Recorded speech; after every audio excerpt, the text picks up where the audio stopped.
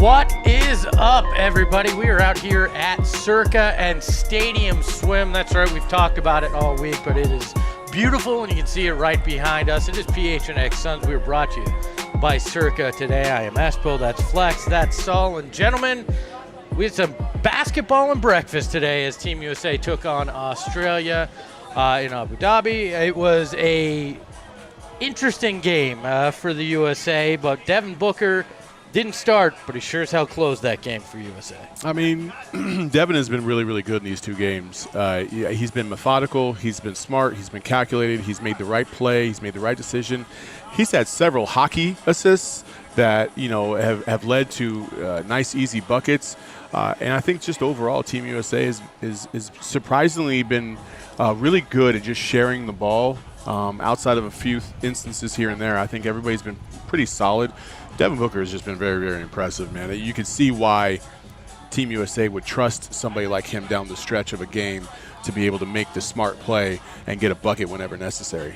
Yeah, it's big time. It's big time. And it's great that he's doing it at this stage with this level of competition and teammates. Very mature. Steve Kerr trusts him.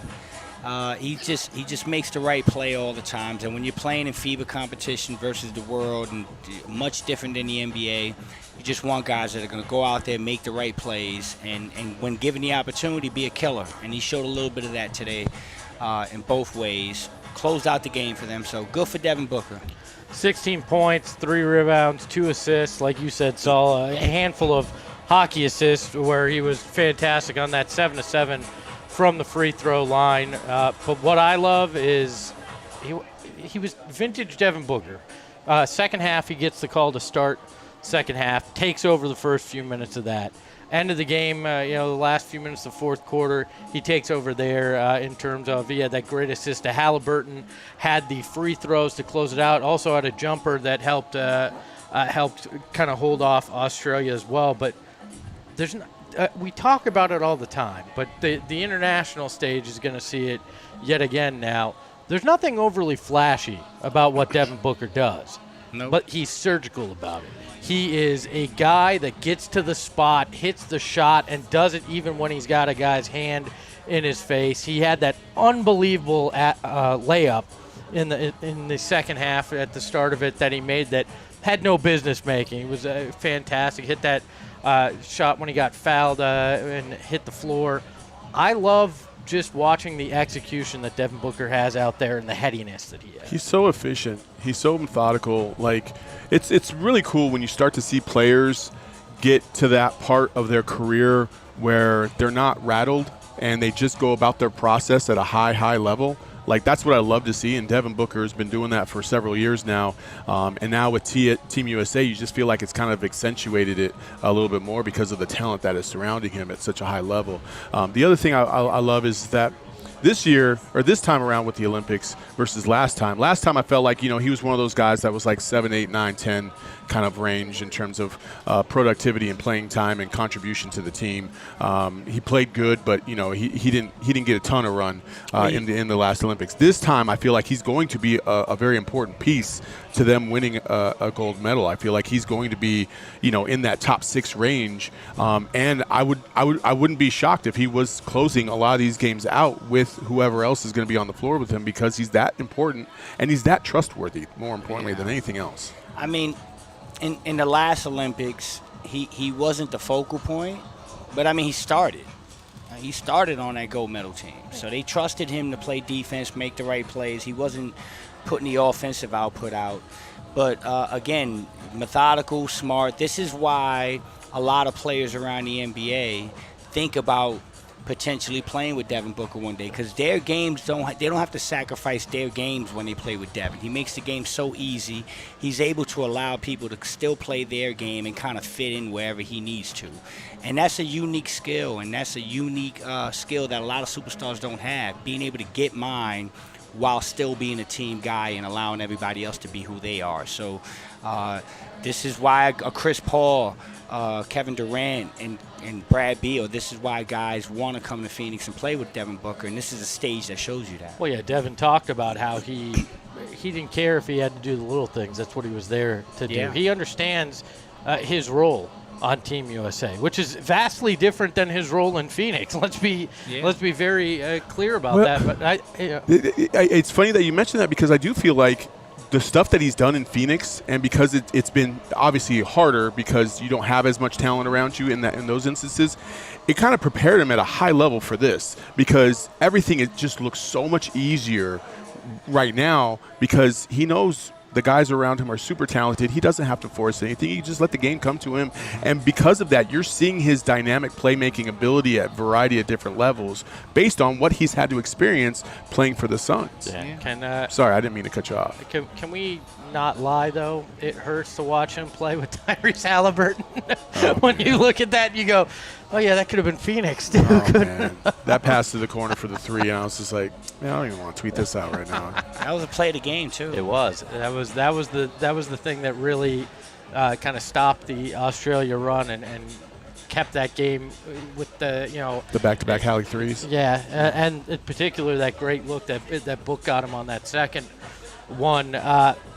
I do wonder, though, he wasn't playing point guard, right, a lot. He was more of that natural two position that we saw him in for so much of his early career. Does that make you wish we got to see more of that in Phoenix last year, and hope we get to see more of it this year? Of course, yeah. I mean, that's his natural position. Yeah, it's his natural position, but I don't take anything from this because you don't have that talent when you're at Phoenix. Like, you're going to have to do several other things as opposed to that. So, and I will say this: I know what you're getting at, and I do agree. Him coming off the ball is better suited for his game, but. I think he's capable. It just didn't work out at a high level like we wanted to this year. But I think he's fully capable, and I think he's showing that. I would much. All you need is somebody to get the ball up the court.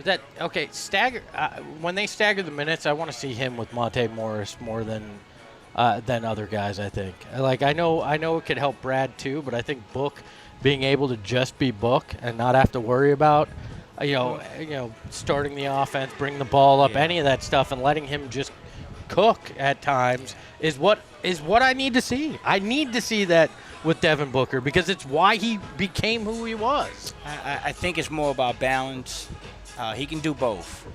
But I think last year the balance shifted way towards point Book. And I think you got to have a healthier balance. If you can find a way to get Book off the ball and be his natural self, maybe 60% of the time, and then 40% of the time he's pointing Book, that's a much healthier balance than what it was last year. It felt like last year, in my opinion, it was more like 75-25. Book was kind of on the ball, and then every now and then you would see him go back to the Devin Booker we know. And I think the sweet spot is just finding a healthier balance and allowing him to do both, but putting him in positions to do what he does best a little bit more. I need it to be 70-30. I need it to be more that way. Bradley Beal has to step up in with the starters and be that point guard. That's the role he has to accept. And when Book's out there with the second unit, I need to see Monte with him. See, but what you said is why people are killing Brad Beal. Yep. Because now you're asking Brad not to be Brad to help Book. So I don't want that either. My path to a championship is Devin Booker being Devin Booker and Bradley Beal figuring out how to be that guy. Because I'm sorry, if Devin Booker isn't being Devin Booker and Kevin Durant ain't being Kevin Durant, I don't care what Bradley Beal. Also, and if Bradley Beal's not Bradley Beal, same thing. So, but here's my thing: if Bradley Beal does that, and I'm not arguing with your take. I'm just saying, Brad gets a bad rap right now.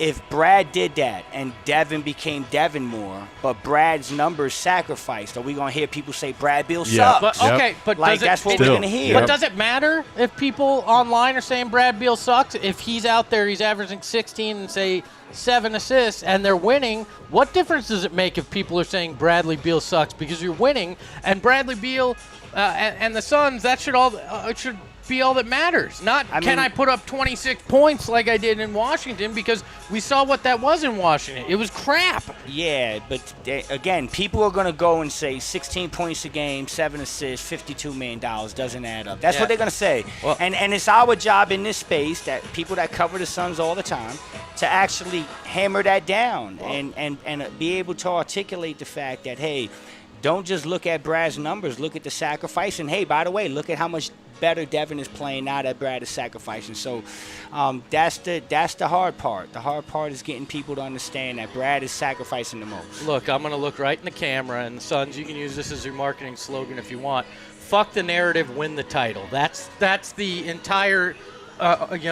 ethos of this season. Is the narrative should not matter. You do whatever it takes to win, and if that means sacrificing from Bradley Beal because it gets the best out of the other two guys, I think it's what you need to do. I'd be remiss if I did not give out a shout-out to our boy, the Thunder from Down Under, Jock Landale, who had one hell of a game. He was 9 of 12 from the field today with an outstanding performance. He had wound up with 20 points. He had 7 rebounds, 6 assists, 2 steals for the Australian national team, as they couldn't pull it off. USA won 98-92, but Jock had a great performance as well. And you know what? I think our boys with the PHNX Cardinals are going to have a great performance. But we're going to take a break, and we're going to talk to you more about what the national perspective is. But I think our boys with the Arizona Cardinals, PHNX Cardinals, are going to have a great performance when it comes to Miami. They have their great tailgate trip out to Miami this year, and I'm looking forward to that trip. It's going to be fantastic. You can take part in it as well.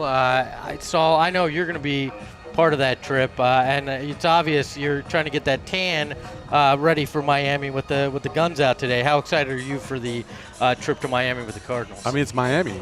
I mean, what's not to like? I think we got a little preview of Miami out here actually yesterday, because Colombia versus Argentina soccer brought out quite the crowd to the pool yesterday. It was pretty cool. It's pretty dope. So, yeah, South Beach, man, you can't go wrong with that. It's going to be a great time. Johnny, Bo, the whole squad, Damon, Britton, like, we're going to have a whole crew out there. We're going to have some Suns alums out there, Cardinals alums out there. It's going to be a fantastic time, so please join us. I'm sure you could talk EJ into going, too, if you wanted a Suns alum. I'm sure I wouldn't have to twist his arm too hard. Hey, we're out here at Circa Resort and Casino. As you can see, Stadium Swim right behind us. I was telling you about the LED screen, the 143-foot by 40-foot LED screen yesterday with all the games. You can see it right behind us right now, and it is unbelievable. I think we're going to watch the home run derby out here. I know that people were watching the soccer games yesterday out here at the pool, and it is unbelievable.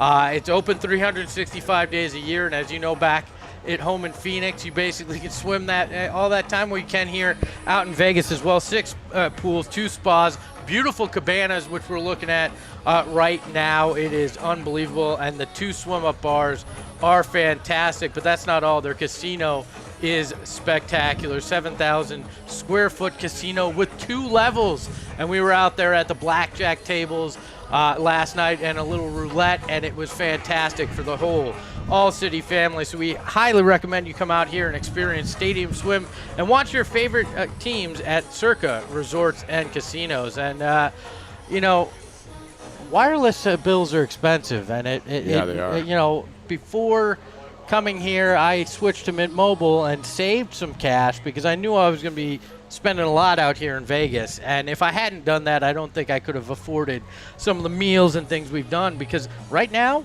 with our friends at Mint Mobile, you can get wireless for $15 a month. It's that easy. $15 a month, no BS, no hidden things in the fine print that are going to screw you over like other places. No, Mint Mobile takes care of you $15 a month for a 3-month plan, and it's unlimited. No throttling your data, no minimum number of text messages you can send, none of the restrictions that happen other places. Mint Mobile takes care of you, and all their plans come with high-speed data and unlimited talk and text delivered on the nation's largest 5G network. You can use your own phone with any Mint Mobile plan and bring your phone number along with you and all your existing contacts. It's super easy. And you know what? I did it. It took me no time to set up the additional phone that I have that I use. It's a dumb phone, so I can get away from all the notifications and stuff that comes along with life, silence the noise, but still be able to get reached by my family and friends when necessary. So to get this new customer offer and your 3-month unlimited wireless plan for just $15 a month, go to mintmobile.com/Suns. That's mintmobile.com/Suns. Cut your wireless bill to $15 a month at mintmobile.com/Suns. $45 upfront payment required, equivalent to $15 per month. New customers on first 3-month plan only. Speed slower above 40 gigabytes on unlimited plan. Additional taxes, fees, and restrictions apply. See Mint Mobile for details. Now, guys, we have been here at Summer League for God, I can't even count that. What is this, day 4, day 5 for Summer League that we're out here? We've had a chance to catch up with plenty of national media members and get their perspective on what the Suns did this offseason. And our friend Bobby Marks was kind enough to, or Bobby Marks. Is that with Vinny Logano? It is. Vinny Logano and Barbie Marks are out here. I sound like I'm from Boston now. Bobby Marks from ESPN was kind enough to catch up with us and talk to us about Mat Ishbia's approach to the second apron and the offseason. Yeah, I mean, it's nice to have an owner that's willing to write a $200 million luxury tax, and certainly the Josh Okogie signing puts them over, I think, $400 million in tax in salary. It's a record for right now here. I think certainly when you kind of go all in, which they did, certainly with the Kevin Durant trade and getting Bradley Beal, you're really at a point of no return, right? I mean, it's, signing Okogie, whether to keep or use down the road, going out and, bringing back some of your own players in a minimum market, Grayson Allen extension, Royce O'Neal, which I think is one of the better free agent deals they were able to do. And then drafting well, certainly with the Ryan Dunn pick and certainly Oso. It's a nice luxury to have an owner willing to commit the resources to keep this team, at a championship level here. And certainly you go out and hire Mike Budenholzer too to add to that. But yeah, I've been in it where we've done that, taken that approach, and then all of a sudden you wake up the next morning and they're like, yeah, we don't want to spend anymore. So hopefully the results kind of justify what the cost of the product is. Yeah, look, I know that he didn't say anything necessarily new there that we haven't heard that from our group, but it's nice when you hear it from basically the predominant capologist in the league saying that the Suns made the savvy moves. I think what he said at the end there is really the thing that sticks out is, sometimes these owners, they do wake up the next day and they're like, I don't want to spend this kind of money anymore. You know what I mean? And then they want changes to be had. I'm not saying Ishbia and company are going to do that, but I will say that at some point you want to spend responsibly, and I think that there's some things that they had to take advantage of because of the situation with the new CBA that put them in a really tough and awkward position. It sucks. They wanted to go, balls to the wall, and then all of a sudden these new rules are trying to restrict them from doing that. And so I think as time moves on, they'll kind of manipulate and figure out what's the best way to really use their dollar and get the most out of this, especially if the Suns aren't able to win a championship here in the next 2 years, because you don't want to spend frivolously just for the sake of spending frivolously. You want to make sure that you're getting the biggest bang for your buck. And I think right now, depending on the results in the future, is going to dictate that. Yeah, I just think this was all calculated. They knew what they were getting into when they got into it. They knew that this second apron was coming. They know the team they have, and so they're going all in. But I do believe there's a 2-year window. There's a 2-year window where they expect to spend this type of money. And then you get to 2026, and you can kind of reset the books and recalculate. But I think Matt is handling this perfectly. And, you're starting to see some signs of what spending that type of money does to organizations, especially after you're successful. You know, Boston won a championship this year, and within like 48 hours of winning the championship, the owner said, I'm selling the team because I can't pay $915 million to my starting five. I also think it was, I saw that I could get upwards of $6-7 billion. Sure, well, I'm in for that. That's part of it too. You know, so you got other teams you got a guy like Ballmer right now that has money to burn, but in some way, shape, or form didn't want to give a fourth year to Paul George, right? So the money stuff does have an impact, and you can't spend reckless amount of money for a long time and get away with it.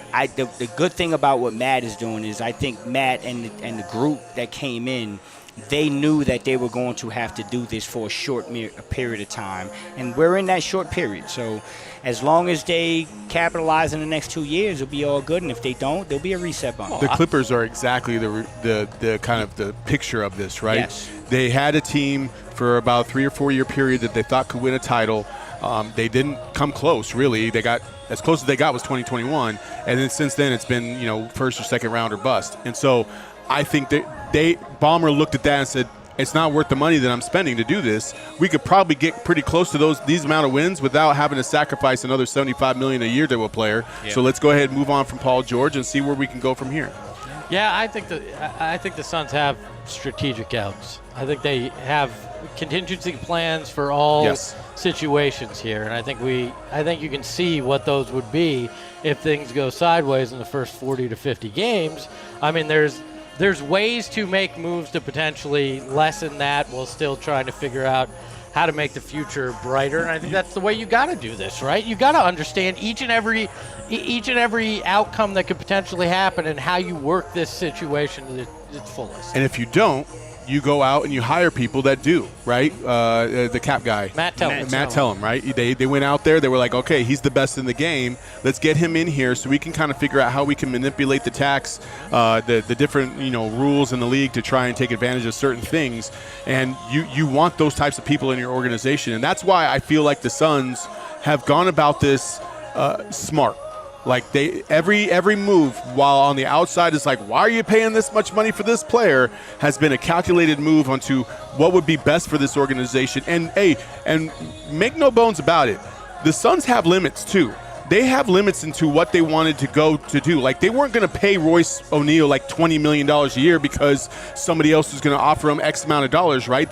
There's a certain limit to how far they would have gone. But they were able to negotiate deals that were smart for them, including Royce O'Neal, including Josh Okogie, and they're going to take advantage of it. And, again, you talked about outs, right? Josh Okogie, second year out. There's other things that they've positioned themselves to take advantage of moving on from, like, 2026 and beyond. So, again, if you're calculated and you're smart and you have a plan, you're going to be okay. Yeah, I mean, and I think you guys brought up Josh Okogie. I think that is a prime example where they learned from last offseason and rectified something that was probably a missed opportunity. They had the ability to do that with Jock.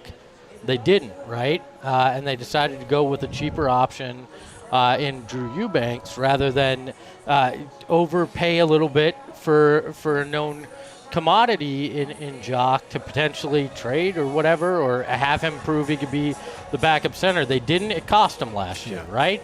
This year, they looked at Josh Okogie and they said, you know what, we're not going to make that mistake. And I think Tellem probably told him the smart way to do this is to do the slight overpay and have the out and see. I mean, it's very much what Houston did with Jock. It was $8 million with an out after a year.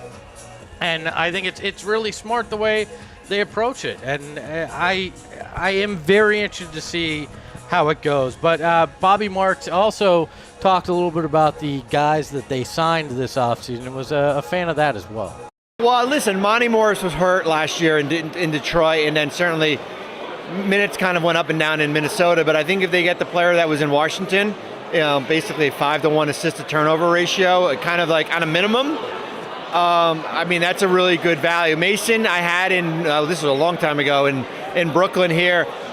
Solid, big, certainly kind of a rim runner, kind of different than Nurkic, I would say.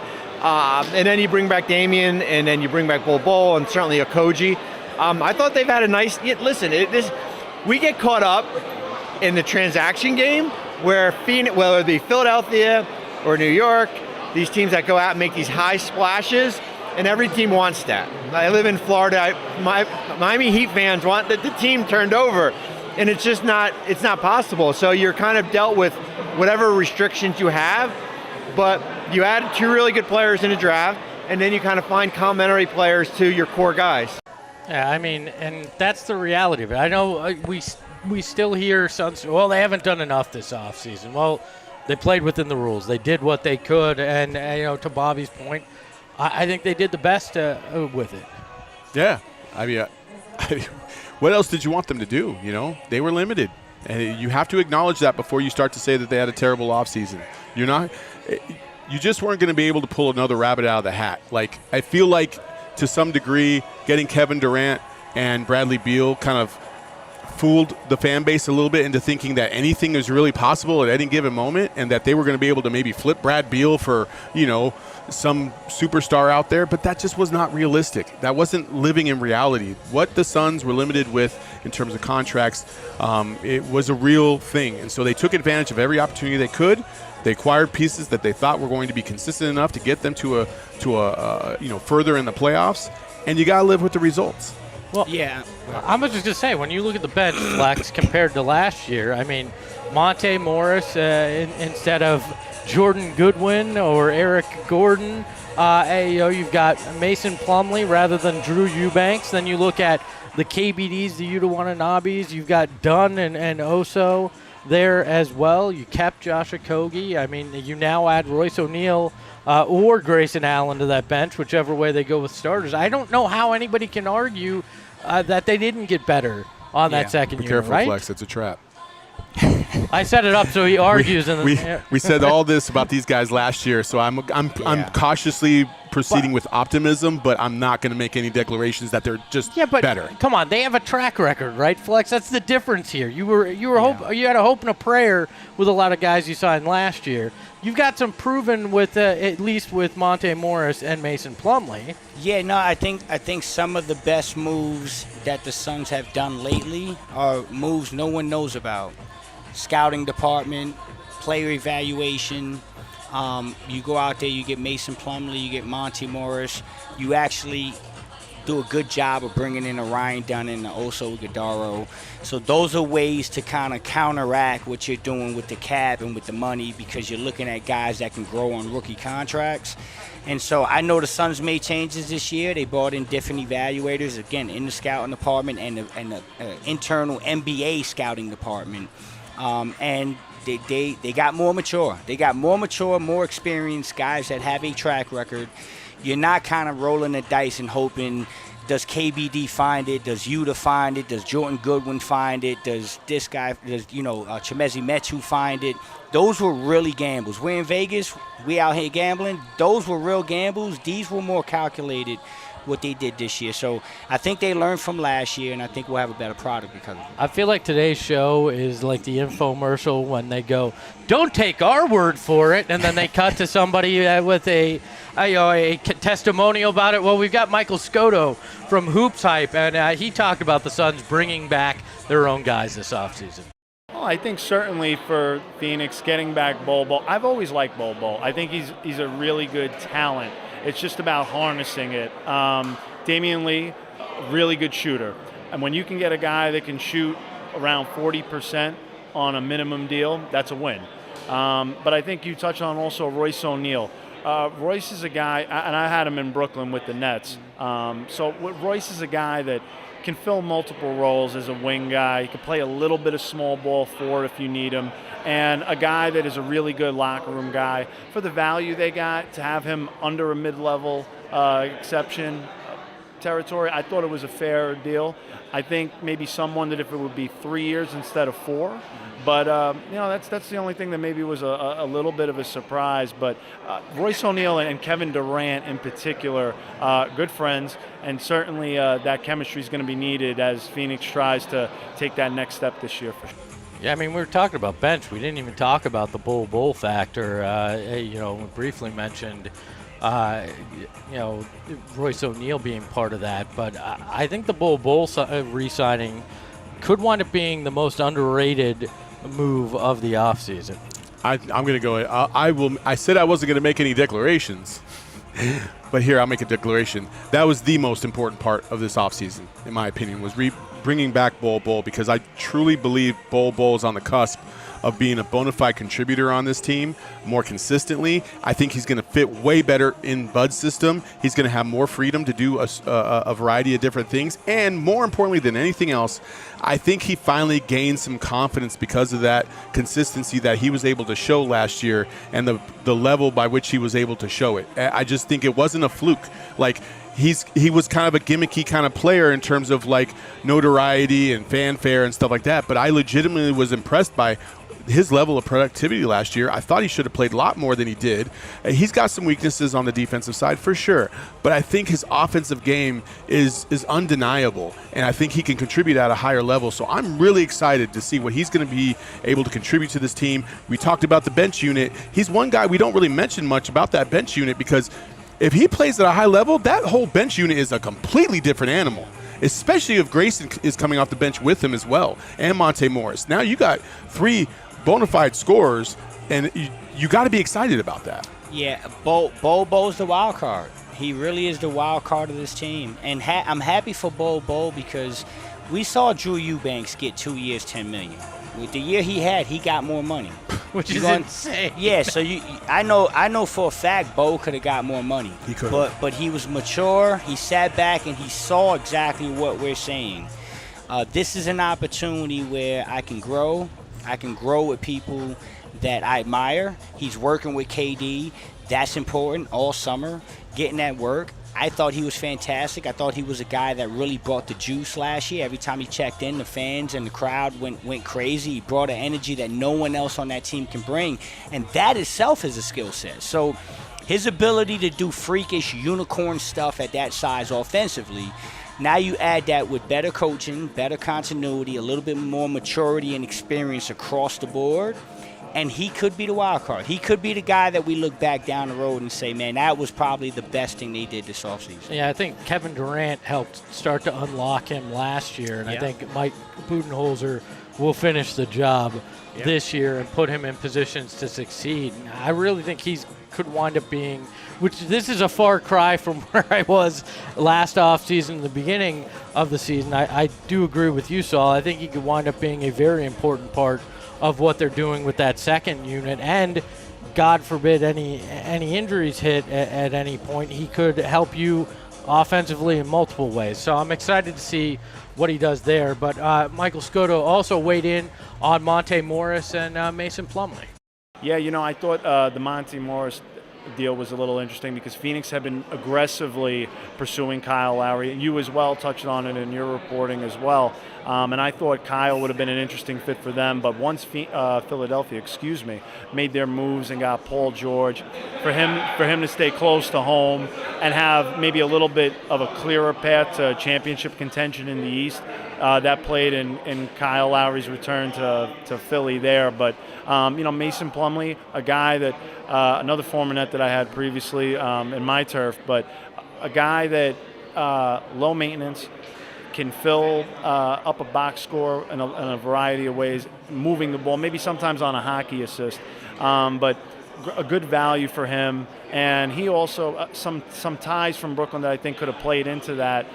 Matt Tellem, the new assistant GM for the Phoenix Suns, he was in Brooklyn when Mason was a youngster there before he eventually got moved to Portland. So I think that some of those relationships had something to do with it. And quite frankly, the opportunity to play. I think he is going to have a role off the bench for this team and get consistent minutes. So if you're a Suns fan, look out for that. Look, last offseason, I think we were more bullish than the national media was on what the Suns had done because we bought into a lot of the hope with some of those guys. This year, it seems like the national media really, Michael, Bobby, others we've talked to, really like the moves that they've made, especially with Monte Morris and Mason Plumlee. That makes me feel a little bit better, to be honest, about this, that we aren't falling to a similar trap as last offseason. I feel a lot better. I mean, hindsight is the best thing, right? You when you made these deals last summer, you didn't even see a second of the big three, so you didn't know what their flaws were. You didn't know how things were going to work out. Now you had a whole season to look at that, evaluate, and kind of plug the pieces. So love the Mason deal, love the Monty deal. Love the fact that they brought back some continuity. And in Monty's situation, this is a guy that played with Brad Beal in Washington. This is a guy that has some chemistry with Mason in Denver, right? And so you're already coming in with a little bit of an advantage in camp because these guys are predominantly probably going to be playing on the court together a lot. So you already got some built-in continuity, and the word we kept using last year was chemistry and continuity.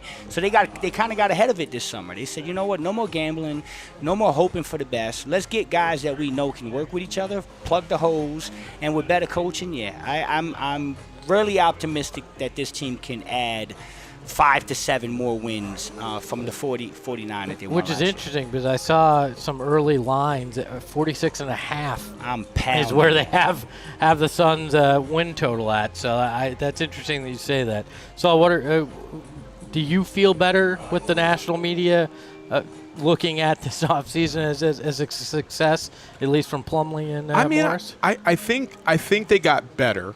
I just don't know how much better. You know what I mean? Like, are we talking about, we cleaned up a few things on the offensive and defensive sides to the point where we're going to win, 8 or 9 more games? I don't know. But I do think that they've gotten, when I say better, I mean, I think they found players that are going to be more consistent.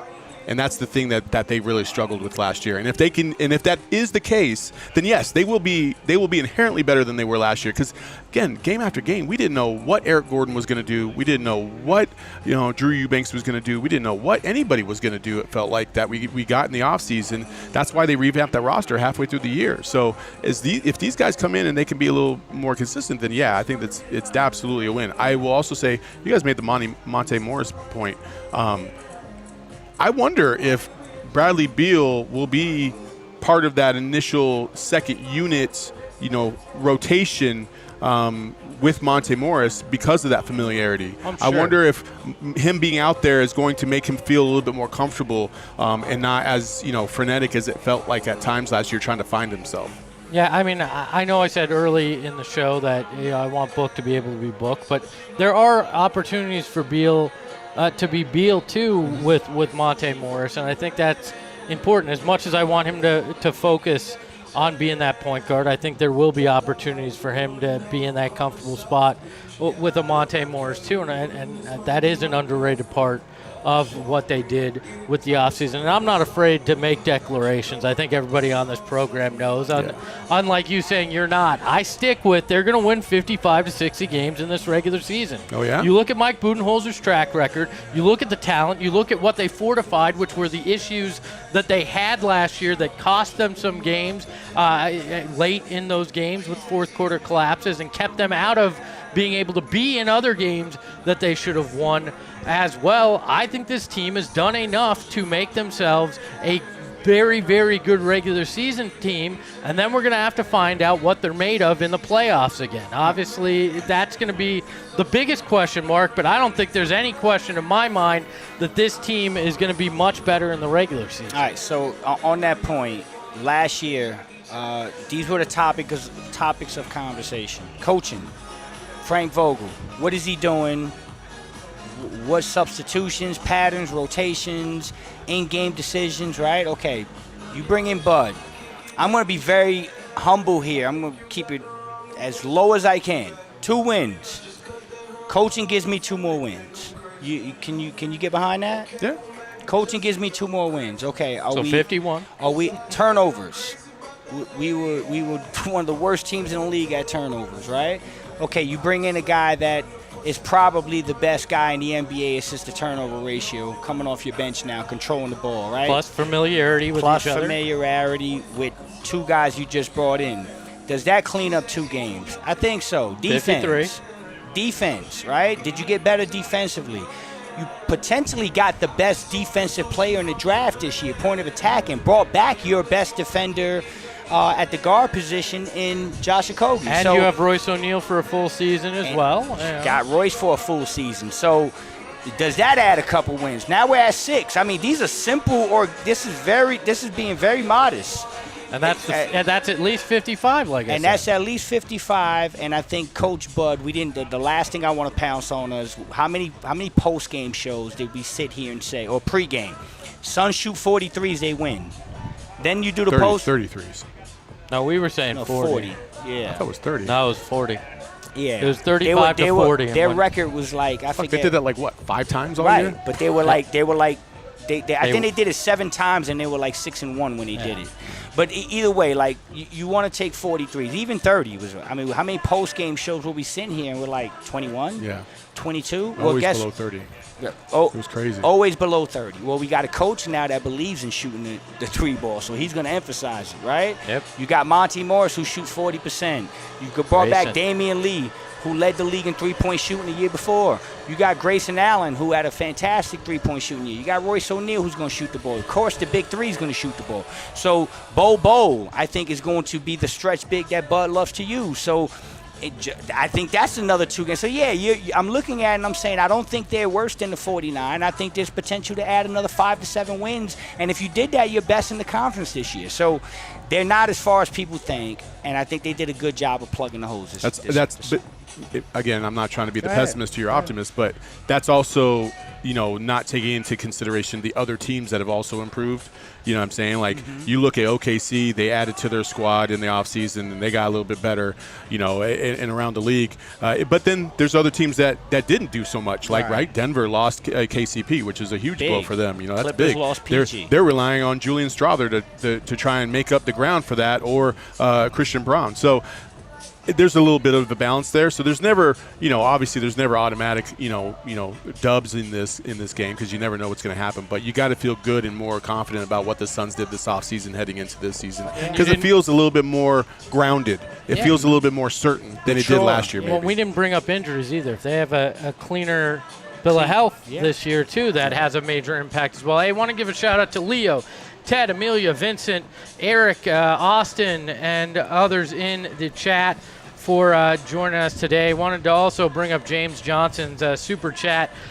He asked, with Roddy playing his way out, we're assuming that after one Summer League game, who are we targeting? Keep up the amazing work. James, thank you for the compliment. Look, I think it's too early to say that David Roddy has lost his roster spot. We'll know a lot more at the end of Summer League on that front, and I think if you target anything, you're likely going to be looking at a wing, I'd guess. But it's too early to tell as well, because I don't think the market is completely played out yet. There's still a lot of guys out there that may wind up having to take a minimum if the things don't settle their way over the next week. I will say this: it's too early on Roddy. You got to let this thing play out, and then I don't think the word targeting is the right word. I don't think they're targeting anybody. No. I think they're monitoring and evaluating what the market's going to look like. Here's the mystery guy. And I was talking to an agent at the arena the other day. Here's the mystery guy.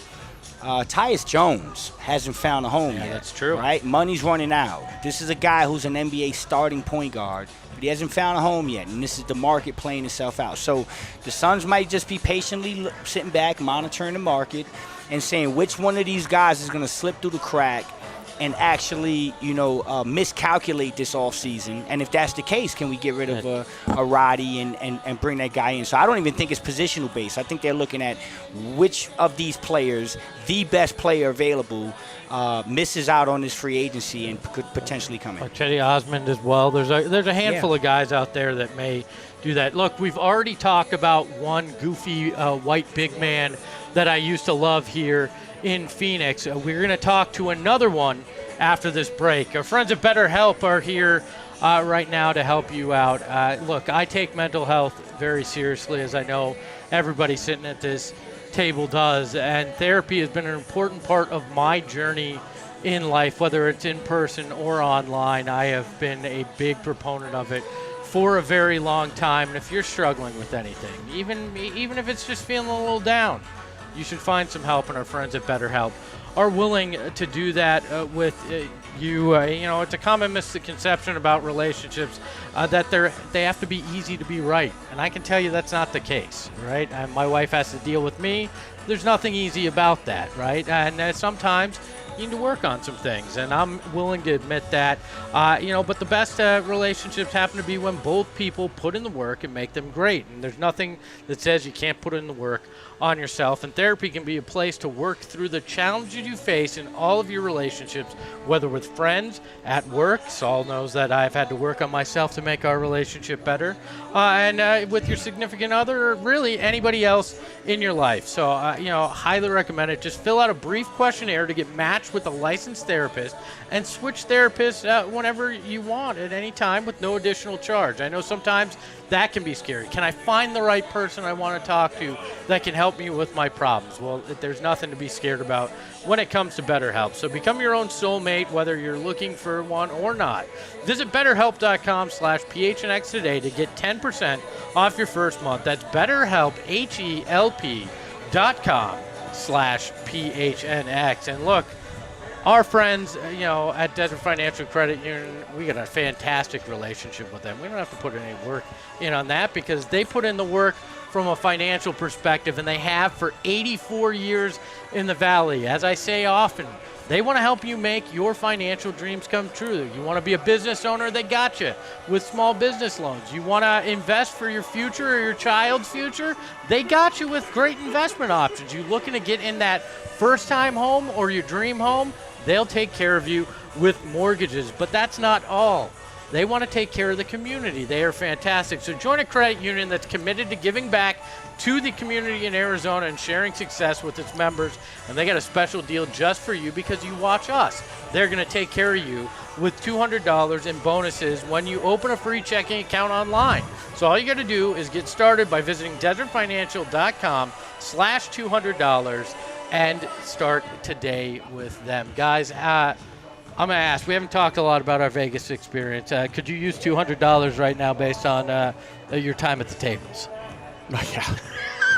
Of course. I'm there as well. Last night was not kind to me on the tables. Before the break, I mentioned that, we already talked about one of my goofy center friends, about Jock Landale in the opening segment. But the other day, I walk into Summer League, and I'm not shitting you. The first person I see as I come out the tunnel is the one and only Frank Kaminsky. I got a chance to catch up with him. I'm not going to show you the whole thing here. You're going to have to do some work to find it, but I want to show you this clip to tease it for you. Did you know that if you had scored 35 points in that last year with the Suns in a game, I was going to have to get a tattoo of you? I mean, if Chris would have passed me the ball a couple more times, I almost made that happen. I know. I was very scared that game. I'm not going to lie. Look, I've joked that, I've shared the opinion that CP3 shouldn't be a Suns Ring of Honor member, but with what Frank said there, Chris did save my ass from having to get a Frank Kaminsky tattoo, so put you up there in the rafters, my friend. I enjoyed this conversation. We joked around. I found out that Frank is actually moving back to the Valley. He considers himself a Phoenician, and he's moving back. So a fun conversation. It is on our YouTube page in our Summer League playlist. Go check it out. Great to catch up with our friend Frank Kaminsky and take another dip in Kaminsky Cove. Gentlemen, speaking of going to take a dip, I think it's time we get out of here. We dip, and you guys can hop in the pool here at Stadium Swim. Any final thoughts before we get out of here other than it is freaking hot, and as the PHLY guys were talking about, there's some swamp ass going on. I knew we were not going to be able to finish quick. Hey, we're 10 minutes faster than we ever do. Hot. Hot. On the note of finishing quick, that's it. Hey, you could have shut up and not answered so lengthy. You've been talking for the last 5 minutes? What are you talking about? We got a $5 super chat from Tabu's Tidbits. Oh, do we? What does it say, Shane? It says, Suns were 8-2 when shooting 40-plus threes last season. Do you think we need to get Book more open threes? He's won a three-point contest, but hasn't translated in percentage. Yeah, I mean, we got to get 8-2, 43s. Yeah, you got to get 43s up. Bud's going to try to do that. And I do think all of them need more threes. Not only Book, I think KD needs to shoot more and Brad needs to shoot more. All right. I think that's the correct answer. And for Saul Bookman, you can follow him at Saul_Bookman. You can follow at Flex. You can follow Flex at Flex from Jersey. You can follow the show at PHNX_Suns. You can follow me at Espo. And holy hell, it's hot. Ahoy, hoy. We all silly like the mayor.